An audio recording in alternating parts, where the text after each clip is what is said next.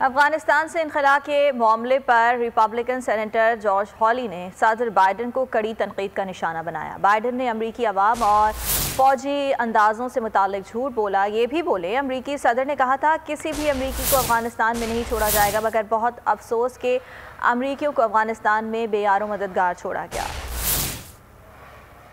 President of the United States lied to the American people about the advice that you gave to him, about the military judgment that you provided for him.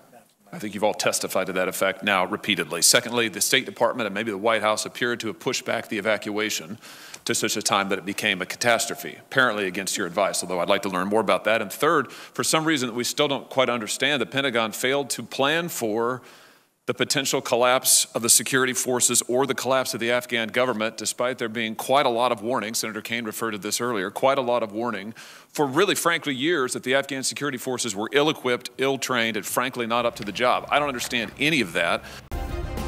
Subscribe करें और bell दबाएं ताकि कोई खबर रह न जाए।